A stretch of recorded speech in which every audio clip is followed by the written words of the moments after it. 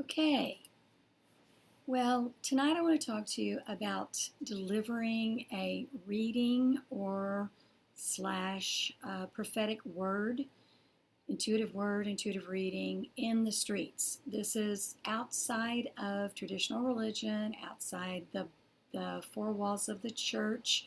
You're talking to random people. You don't know whether they are believers or not, okay? So one of the things that I would say is be very careful when you're hearing something and you go up to talk to someone.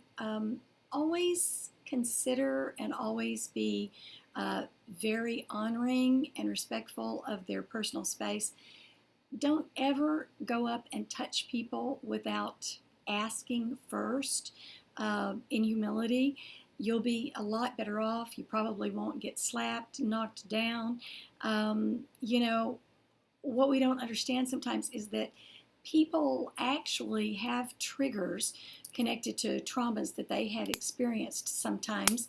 And when we get in their space, then we threaten them or we intimidate or threaten that. So be careful for your own protection and for their protection, not to trigger them in some way based upon fragmentation or trauma, something going on in their lives. So I would say be very careful with their personal space. Also, when you are delivering whatever it is that you've heard, just always deliver in humility, right? Just be humble about it. Don't use a lot of fill, like God said. Just take responsibility for what you heard and let it come out of your mouth, but with God's intent, God's heart, and God's love. Is that okay?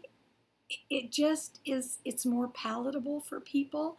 They don't get all wound up and they don't get as offended if they can judge or discern you as a person rather than your words coming out. God said, and then you may make a mistake of some sort. You're going to miss it. You're going to make a mistake.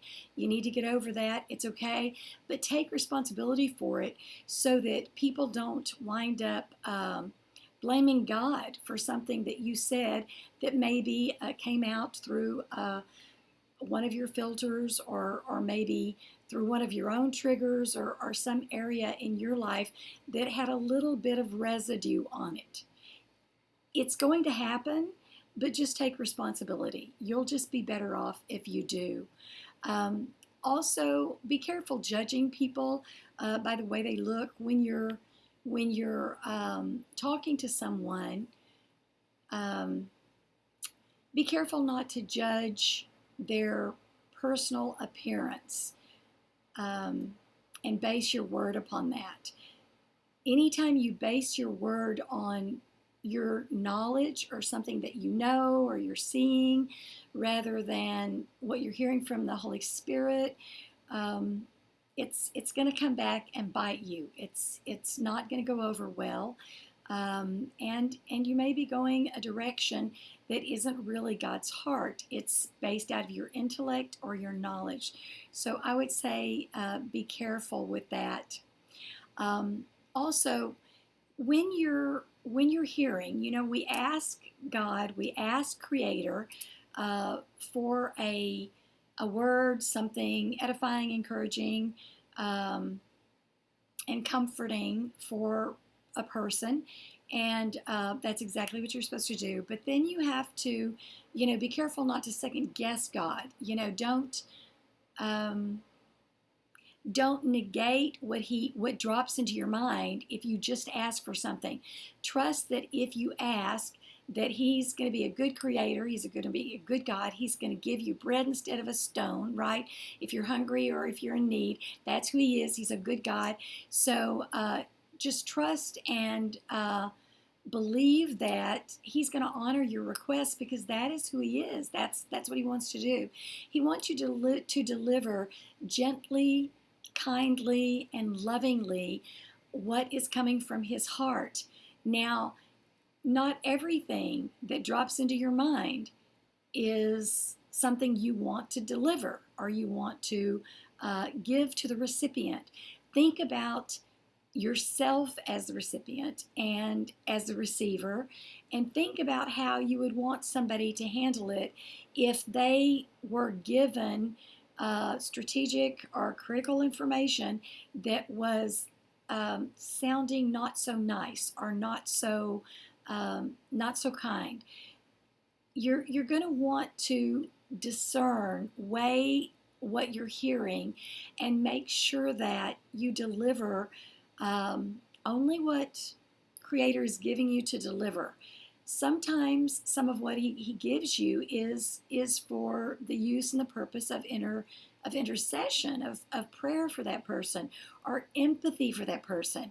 And the information that you get, you take that, and as Jesus did, operate in empathy and in compassion rather than exposing their dirty laundry or something like that. That's why people are afraid of readings, afraid of the prophetic, because they've been exposed, or they've had that stuff put out there. And a lot of people who are prophetic believe that that's what they're supposed to do, but that's not the way Jesus did it.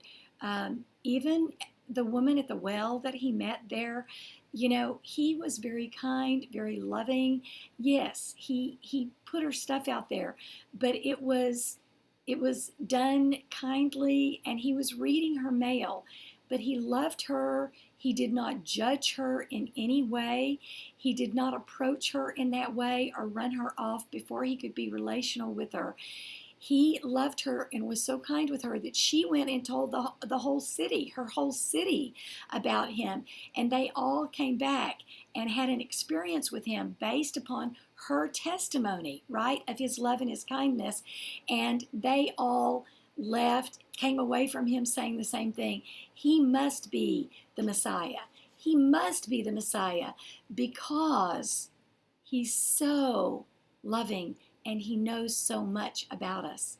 Just remember that God is always kind, and his heart is never to expose, drag somebody out on the rug or the carpet and uncover their volatile areas of their life. That's not who God is.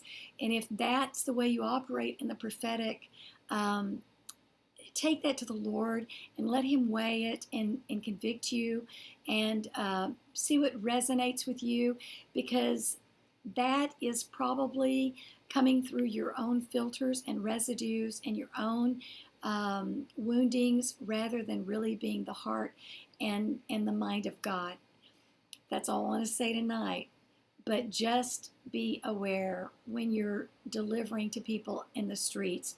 And God's calling us to be out there. He's calling us to affect people that we don't know out in the streets, outside of the church. Remember, you don't have to say God said. Just take responsibility and just put it out there. Just say, I see, I sense, I feel. Just take responsibility for it coming out of your mouth, and just comfort, edify, and love on people. And if you do, you'll have their undivided attention, and so will Creator God. Thanks for listening. I hope this is something that helps. Have a good evening.